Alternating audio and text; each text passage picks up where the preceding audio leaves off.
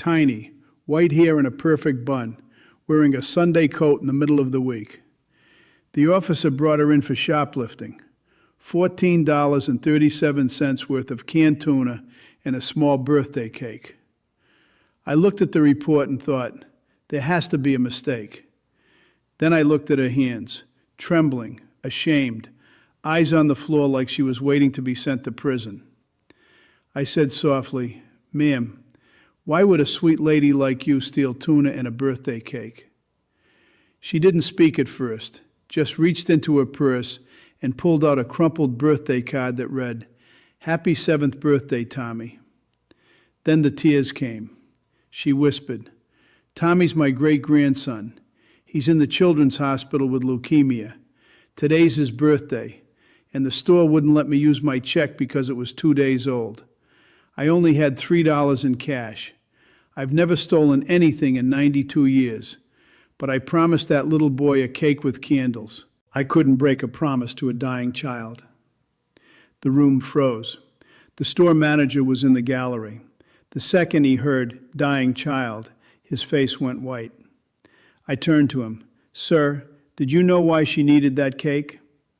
He could barely speak. "No, Your Honor. She just walked out. I called the police. I didn't know."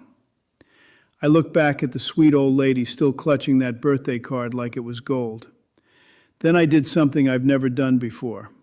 I stood up from the bench, walked down, took the $14.37 out of my own wallet, handed it to the manager and said, "Charges dismissed. And sir, you're delivering that cake to the hospital yourself, right now, with candles, and you're singing happy birthday." The manager started crying. The officer started crying. I was already gone. That 92-year-old angel looked up at me with those watery blue eyes and said, "Thank you, Judge. Tommy's going to have his cake, and I get to keep my promise."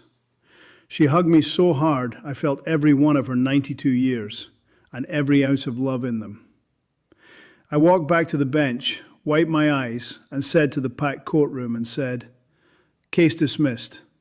And if anybody in this room ever forgets what really matters, remember this lady." I'm Judge Frank Caprio, and some promises are bigger than any law ever written. Go break a rule today, if it's to keep a promise to someone you love. Happy birthday.